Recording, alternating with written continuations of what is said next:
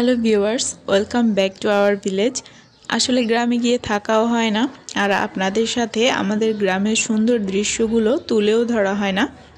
তো আজকে চলে এসেছি আমি আমাদের ঘেরে, যেখানে জমি ছিল আগে, পরে সেটা ঘের কাটানো হয়েছে। যেহেতু আমরা বাড়ির বাইরে থাকি, জমি জমা কেউই করতে পারে না, বা সেগুলোকে লাগিয়ে দিলেও খুব একটা বেশি লাভবান হওয়া যায় না, যে কারণে আমাদের এই ঘের কাটিয়ে নেওয়া।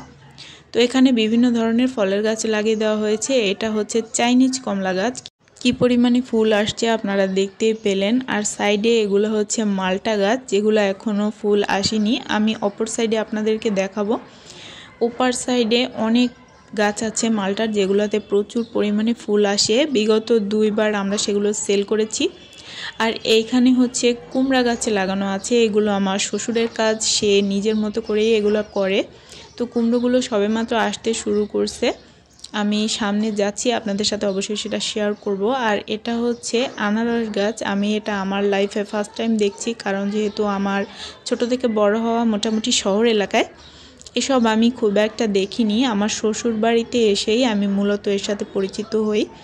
তো যাই হোক, এবারে দেখুন আমাদের নতুন আমের যে কলমগুলো লাগানো হয়েছিল, গত বছরও ফল আসছিল খুবই কম, তবে এবছর এত পরিমাণে মুকুল আসছে যে গাছটা ভেঙে যাওয়ার উপক্রম। দেখেন, ঠেকনা বাজায় রাখা হয়েছে, আর লম্বা লম্বা দড়ি দিয়ে এগুলোকে বেঁধে রাখা হয়েছে। মুকুলের ভারেই পড়ে যাচ্ছে, জানি না আম পড়লে কি হবে। তো ভাবলাম যখন আসছি, আজকে 2টা দিন আমরা থাকবো, তো আজকেই শেষ দিন। গত দিনকে অনেক কিছু হয়েছে, মাছটা ধরা হয়েছে, কিন্তু খুবই ব্যস্ততার কারণে আপনাদের সাথে সেটা শেয়ার করা হয়নি। যেহেতু ঘরে আমি একা, আমার শাশুড়ি নেই, আমার শ্বশুর একা বেঁচে আছে। তো বাড়িতে গেলে পুরো সংসারের দায়িত্বটাই আমার কাঁধের উপরে থাকে, সব কিছু আমার নিজেকেই করতে হয়। আর গ্রামের বাড়িতে কি পরিমাণে কাজ থাকে, যারা আপনারা গ্রামে থাকেন তারাই বুঝবেন। আমি বিয়ের পরে 7 বছর পর্যন্ত আমার শ্বশুর বাড়িতে ছিলাম। এরপরে আর ভাগ্যের পরিহাসের কারণে আসলে বাইরে চলে আসতে হয়েছে। যাই হোক, আমি দেখুন আপনাদের সাথে একটু শেয়ার করছি। মূলত আজকে ভিডিও করার কোনো ইচ্ছাই আমার ছিল না, কিন্তু আমার হাজব্যান্ডের অনেক বলার কারণে আমি অবশেষে বাড়ি থেকে গিয়ে ক্যামেরাটা নিয়ে আসছি। আর এইদিকে এটা হচ্ছে লিচু গাছ, এটাও এবার মুকুল আসছে। গত বছরও আসছিল, কিন্তু আমরা আসলে বুঝতে পারিনি, এর গোড়ায় জল দেওয়ার কারণে মুকুলগুলো ঝরে গেছিলো। যখন আমরা যেখান থেকে গাছগুলো নিয়ে আসছিলাম সেখানে যোগাযোগ করা হয়, তখন উনি বলেন যে গাছের ভেঙে যায়, মানে গাছের গোড়া একটু বেশি ভিজা থাকলেই মুকুলগুলো ঝরে যায়। তো দেখুন, আমি আমের মুকুল দেখে অবাক হয়ে গেছিলাম যে কি অবস্থা দেখেন একটু, মানে এগুলো কিভাবে রাখবে আমি জানি না। গত বছরে এই গাছটায় আম হয়েছিল, তবে এত পরিমাণে মুকুল আসেনি। ভিতরে প্রত্যেকটা গাছে এরকম মুকুল আসছে। আমি এই আমগুলোর নাম বলতে পারবো না, কারণ এত মানে ইউনিক নাম, যেটা আমি কোনোদিনও শুনিনি, আর আমার পক্ষে সেগুলো ব্রেনে আটকে রাখাও সম্ভব নয়। তবে নেক্সট টাইম অবশ্যই আপনাদের সাথে সেটা শেয়ার করতে চেষ্টা করব। আর এখানে খুব সাবধানে পা ফেলতে হচ্ছে, কারণ প্রচুর কুমড়ো লতা ছড়িয়ে ছিটিয়ে আছে। তার সাইডে সাইডে আম গাছগুলো দাঁড় করানো হয়েছে, আবার তার পাশে লাউ গাছ আছে, ভিতরে আবার চুই গাছ আছে, মানে পা ফেলারই জায়গা নাই। তারপরেও অনেক ধীরে ধীরে আমি এগোচ্ছিলাম, ভিডিওটা একটু স্পিড দেওয়া আছে। এখানে লাউ গাছে লাউ ছিল, প্রচুর লাউ ছিল, কিন্তু লাউগুলো হচ্ছে, আমরা যেহেতু আজকে শনিবার, বৃহস্পতিবার ছিল আমাদের ওইখানে বাজারের দিন, যেখানে লাউগুলো আমার বাবা অর্থাৎ শ্বশুরমশাই উনি বিক্রি করে দিয়েছেন, যে কারণে আপনাদেরকে দেখানো গেল না।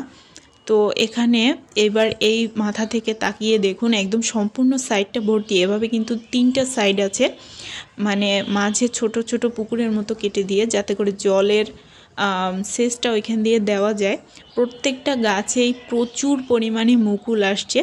আর এইখানে ভিতরে দেখলাম বিশাল বড় এক কুমড়া হয়ে আছে, মিষ্টি কুমড়া। এটা কিন্তু এখনও জালি আছে, এটা প্রচুর বড় হয়।